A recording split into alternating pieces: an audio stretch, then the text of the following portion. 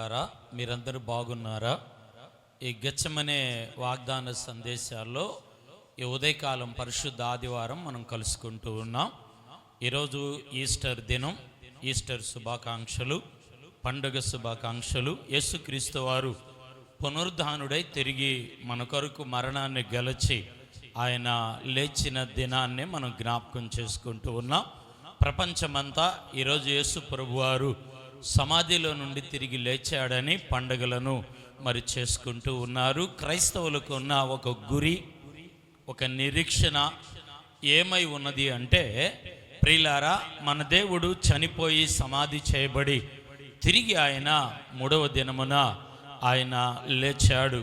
అనేక మంది చనిపోయారు, అనేక మంది సమాధి చేయబడ్డారు, కానీ తిరిగి లేచిన దైవ కుమారుడు ఎవరు అంటే, భూమి మీద లేఖనాలన్నీ, గ్రంథాలన్నీ ఘోషిస్తున్నవి ప్రభు అయిన యేసుక్రీస్తు వారు మాత్రమేనని ఎన్నో వృత్తాంతాలను మనము రూఢిగా నమ్మవచ్చు, ప్రపంచానికి మనం చూపించవచ్చు. ఈరోజు ప్రత్యేకమైన ఆదివారము. అది ఏమై ఉన్నది అంటే పునరుద్ధానపు ఆదివారం. మనం పునరుద్ధానపు శక్తిని మనం కలిగి ఉన్నాం. బైబిల్లో ప్రియులారా, మత్తయి సువార్త 28వ అధ్యాయములో 6వ మాటను మనం చూచినప్పుడు దేవుని వాక్యములో, ఆయన ఇక్కడ లేడు, తాను చెప్పినట్టే ఆయన లేచి ఉన్నాడు, రండి ప్రభువుని పండుకొనిన స్థలమును చూచి అని వారు మాట్లాడుకుంటూ ఉన్నారు. అక్కడ మనము గమనించాల్సిన ఒక సత్యం ఏమిటంటే, ప్రపంచానికి కూడా వెలుగుగా మనం చూపించాల్సింది బైబిల్ ఎందుకు కరెక్టు, పునరుద్ధానం ఎందుకు సత్యము, ఈ దేవుణ్ణి నమ్ముకోవటానికి గల రుజువులు ఏమిటి అంటే, ప్రియులారా, క్రైస్తవులకు ఉన్నది 26వ అధ్యాయం 6వ వచనములో, ఆయన ఇక్కడ లేడు, యేసు సమాధిలో లేడు. అక్కడ వారి సాక్ష్యం, శిష్యుల సాక్ష్యం, దేవదూతల సాక్ష్యం, పరిశుద్ధాత్మ దేవుని యొక్క సాక్ష్యం, కాపలా ఉన్న వారి యొక్క సాక్ష్యం. ప్రియులారా, ఏంటి బైబిల్ చరిత్రాత్మకమైనది, ఆధారాలు కలిగినవి అంటే, బైబిల్లో లిఖింపబడినవన్నీ కూడా ఇప్పుడు ప్రపంచంలో అక్కడక్కడ మనం చూస్తూ ఉన్నాం. ఇప్పుడు మనం వెళ్ళినప్పుడు యేసు సమాధిలో సమాధి ఉంటుంది, కానీ యేసు మాత్రం అక్కడ లేడు. అక్కడ అంటున్నాడు 6వ వచనములో, ఆయన ఇక్కడ లేడు.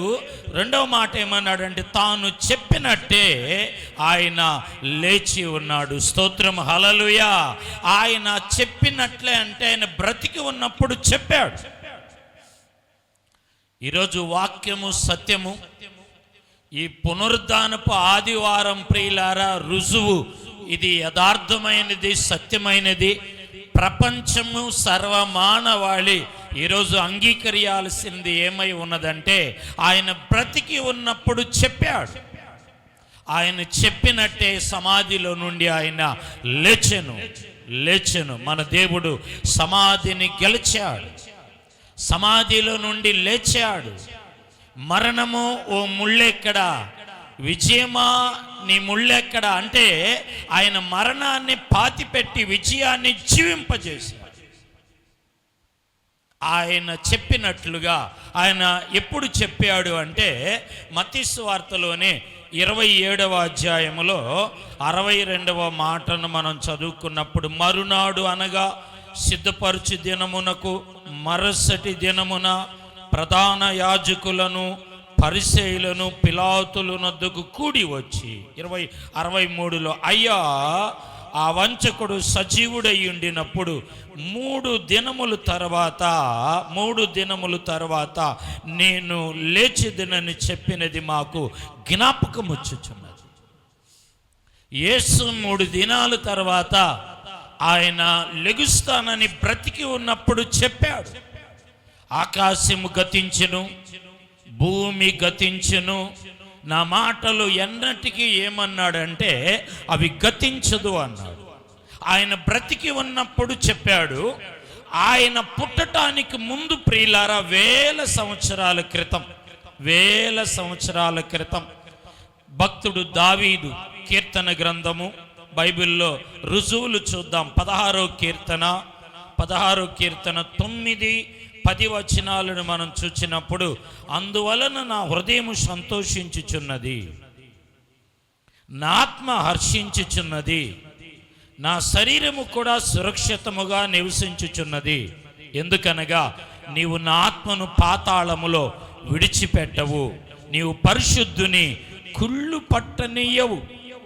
యేసు శరీరం పాతాళములో లేదు, ఆయన శరీరము కుళ్ళిపోలేదు. ప్రియులారా, యేసు ప్రభు వారు పుట్టడానికి ముందుగానే దావీదు ప్రవక్త ఇక్కడ ప్రవచనం చెప్పాడు. ఆయన బ్రతికి ఉన్న దినాలలో ఆయన ఏం చేశాడంటే, ప్రియులారా, వాళ్ళు అక్కడ సాక్ష్యం ఇస్తారు కదా, మత్తయి 27:62లో అతగాడు చెప్పిన మాట తిరిగి 3వ దినమున లెగుస్తాడని. 28వ అధ్యాయం ప్రియులారా 6వ మాట మత్తయి సువార్తలో మనం చదివినప్పుడు ఆయన ఇక్కడ లేడు, ఆయన చెప్పినట్టుగా లేచి ఉన్నాడు. యేసు మరణం బందీ లేదు. యేసుని అంగీకరిస్తున్న దేవుని బిడ్డలారా, ఈ రోజున సమాజము, సంఘము, ఈయన మతకర్త, దేవుడు కాదు, ఫలాని కులానికి చెందినవాడని త్రోసివేస్తూ ఉన్నారు. ఈరోజు ప్రపంచాలు, దేశ విదేశాలు మనం చూస్తే ఆయన పునరుద్ధానాన్ని ప్రియులారా అందరూ చాటి చెప్పేటట్లుగా గర్వంగా బైబిల్ మనకు ముందు కనపడుతుంది. ఆయన పునరుద్ధానుడై తిరిగి ప్రియులారా మరణాన్ని గెలిచి లెగవటమే అది ఏమై ఉన్నదంటే పునరుద్ధానం. చాలామంది కలిసి ఒక మీటింగ్ వేశారంట. ఆ మీటింగులో అందరూ ఈ బైబిల్నే డౌన్ చేసేయాలి, క్రైస్తవులనే మరి నామరూపాల్లో కొండ చేయాలి. యేసు ప్రభు వారి మీద బ్యాడ్గా ఎవరు యేసు ప్రభు వారిని అంగీకరించకూడదు, ఎవరు యేసు ప్రభు వారి దగ్గరికి వెళ్ళకూడదు, యేసు ప్రభు వారిని ఎవరు అంగీకరించకూడదు, ఆయన దేవుడు కాదు అని మరి ఎలాగా చెడు ప్రచారం చేయాలని అందరూ కలిసి కూటమిగా ఒక మీటింగ్ పెట్టారంట. అందులో తెలివిగలవాడు, జ్ఞానవంతుడు లేచి వాళ్ళకి చెప్పాడంట, వాళ్ళు బైబిల్ని పైకి రాకుండా చేయాలి, వాళ్ళు దేవుణ్ణి బ్యాడ్ పట్టియాలి, క్రైస్తత్వంలోకి అనేకులు వెళ్లకుండా చేయాలి అంటే ఒకే ఒకటండి. అదేంటంటే వాళ్ళ దేవుడు చనిపోయి పాతిపెట్టబడి 3వ దినమున తిరిగి లేచాడని రుజువులు ఉన్నాయి. అలాగనే మనలో కూడా ఎవరైనా చనిపోయి సమాధి చేయబడి తిరిగి మరలా లెగిస్తే ఆ బైబిల్ని, ఆ దేవుణ్ణి, ఆ క్రైస్తవంలో కూడా మనం హతం చేయొచ్చు అన్నాడంట. అది ఎవరి వల్ల సాధ్యమవుతుందండి? దేని వల్ల సాధ్యమవుతుందండి? ఏ వస్తువు వల్ల, ఏ డబ్బు, ఏ ధనం వల్ల అవుతుందండి? అది ఒక ప్రభు అయిన యేసుక్రీస్తు వారి వల్లనే అవుతుంది. ఆయన పరిశుద్ధుడు, పాపము లేనివాడు, మదమచ్చ కామ క్రోధములను అణచినవాడు, వివాహము లేనివాడు. ప్రియులారా, నాలో లోపము, లోటు ఉన్నదని మీలో ఎవరైనా స్థాపించగలుగుతారు? ఆయన పరిశుద్ధుని కుళ్ళు పట్టనేలేదు, ఆయన శరీరము కుళ్ళిపోలేదు. ప్రియులారా, యేసు ప్రభు వారు మాత్రమే చనిపోయి సమాధి చేయబడి తిరిగి ఆయన లేచాడు. ఈ దినము, ఈ పునరుద్ధానపు ఆదివారమున దేవుని వాక్యాన్ని, దేవుని వర్తమానమును వింటున్న దేవుని బిడ్డలారా, క్రైస్తవుడిగా క్రీస్తుని కలిగిన మీ జీవితాల్లో ఈరోజు పునరుద్ధానపు యొక్క శక్తి ఇదిగో పొందుకోవటానికి మన ప్రభు అయిన యేసు దేవుడి అవకాశాన్ని కలిగించాడు. ఈరోజు నేను ఈ ఆదివారం, పునరుద్ధానపు ఆదివారమున మీకు అందించే వర్తమానము ఏమై ఉన్నది అంటే ప్రియులారా, ఆయన పునరుద్ధానుడై తిరిగి లెగవటాన్ని బట్టి, సమాధిని గెలవటాన్ని బట్టి, మరణమును జయించటాన్ని బట్టి మనకు కొన్ని ఆశీర్వాదాలు ఉన్నాయి. వాటిలో ప్రత్యేకంగా ఒక 3 ఆశీర్వాదాలను ఈ పునరుద్ధానపు ఆదివారమున నేను మీకు అందించబోతున్నాను. యేసు మృతిని గెలిచి లేచాడు, సమాధిని గెలిచి లేచాడు, మరణమును గెలిచి లేచాడు. లేచిన దానిని పునరుద్ధానపు ఆదివారం అని మనం పాటిస్తూ ఉన్నాం. ఈ ఒక్కరోజే కాదు కానీ పాప క్షమాపణ నుండి పాపములో బాప్తిసము ద్వారా ఆయన పునరుద్ధానములో మనం కూడా పాతి పెట్టబడి తిరిగి లేచినట్లయితే ప్రతిరోజు మనకు పునరుద్ధానపు శక్తి ఉంది, పునరుద్ధానపు ఆశీర్వాదం ఉంది. విజయముతో కూడిన ప్రియులారా, గొప్ప ప్రభావం క్రైస్తవునికి ఉన్నది. హల్లెలూయా, హల్లెలూయా. చూద్దాం బైబిల్లో పునరుద్ధానముల నుండి మనకు కలిగిన ఆశీర్వాదం ఏమై ఉన్నదంటే, మొదటి కొరింథీయులకు రాసిన పత్రిక 15వ అధ్యాయము 1 నుండి 23 వరకు మీరు చదువుకోనండి. 23 వరకు పునరుద్ధానాన్ని గురించి అక్కడ చక్కగా రాస్తాడు. అందులో నుండి ఒక చిన్న మాటను, పునరుద్ధానమును బట్టి, యేసు సమాధి చేసి లేపబడటాన్ని బట్టి మన కలిగిన ఆశీర్వాదాల్లో 3 ఆశీర్వాదాల్లో ప్రథమ ఆశీర్వాదాన్ని ఒకటి నేను జ్ఞాపకం చేస్తాను. 23వ వచనం, 15లో 23వ వచనములో, ప్రతివాడును తన తన వరసలోను బ్రతికింపబడును. ప్రథమ ఫలము క్రీస్తు తర్వాత, క్రీస్తు వచ్చినప్పుడు ఆయన వారిని బ్రతికింపబడుదురు. అంటే అర్థం ఏంటంటే 15 అధ్యాయములో ప్రియులారా 12, 13, 14లో రాస్తాడు. 14లో, మరియు క్రీస్తు లేపబడి ఉండలేని ఎడల మేము చేయు ప్రకటన వ్యర్థమే అన్నాడు. అంటే 14వ వచనములో లేపబడకపోతే మేము ప్రకటించే ప్రకటన ఏంటి? వాళ్ళు ప్రకటించే సువార్త అంటే యేసుక్రీస్తు వారి యొక్క సువార్తలో ప్రియులారా, ఈ మొదటి కొరింథీ 15:23లో రాయబడింది. ప్రథమ ఫలం అంటే ఆశీర్వాదం. యేసు చనిపోయి సమాధి చేయబడి తిరిగి అతడు లేపబడటాన్ని బట్టి సువార్త ప్రకటింపబడింది. ఈ సువార్త ప్రకటింపబడటాన్ని బట్టి మనం ఏమై ఉన్నాము అంటే ఆశీర్వదింపబడ్డాం.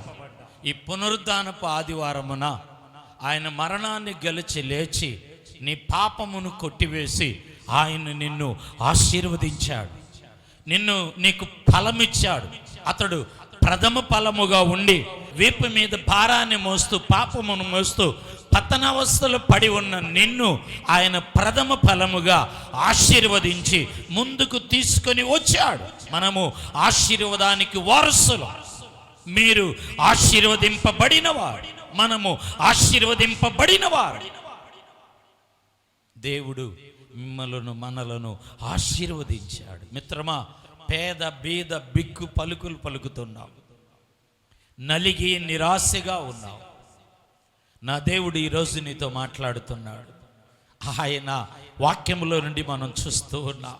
ఈ మొదటి పునరుద్ధానపు ఆదివారమున ఆయన తిరిగి లెగవటాన్ని బట్టి మనం ఆశీర్వదింపబడ్డాం. బిలాముతో దేవుడు అంటాడు, వాడు జోలికి వెళ్ళొద్దు. సంఖ్యాకాండము, వారి జోలికి వెళ్ళొద్దు బిలామా, వారు ఆశీర్వదింపబడిన వారు నా ప్రజలై ఉన్నారు, వారిని శపించవద్దు. ఈ పునరుద్ధానపు ఆదివారమున దేవుడు అంటున్నాడు, నీ శాపాన్ని, నీ దరిద్రతను, నీ లేమిని, నీ కొదువుని నా దేవుడు కొట్టివేస్తున్నాడు. ఆయన సమాధిని బద్దలుగా పగలగొట్టుకొని రావటం కారణం ఏంటంటే ఆయన నీ దరిద్రతను పగలగొట్టాడు, నీ లేమిని పగలగొట్టాడు, నీకున్న సమస్త వ్యాధి బాధలను పగలగొట్టి నిన్ను ప్రథమ ఫలంగా తీసుకొచ్చాడు. అంటే ఆశీర్వాదం, సువార్త ప్రకటన బయటకు వచ్చింది. ఆ సువార్త ప్రకటన, యేసుక్రీస్తు సువార్త అంటే రాజ్యము. దేవుని రాజ్యం అంటే ఎప్పుడో రాజ్యం కాదు, ఈ రాజ్యములో కూడా ప్రథమ స్థానాన్ని, ప్రథమ ఆశీర్వాదాన్ని ఇస్తాడు. ఈరోజు ప్రథమ ఉద్యోగం, ప్రథమ వ్యాపారము, ప్రథమ ఆశీర్వాదం, ప్రథమ అభిషేకం, ప్రథమ ఆరోగ్యాన్ని ఇస్తాడు. హో రవ షదరిలిరిదిరివానమా, నా దేవుడు నీతో మాట్లాడుతున్నాడు.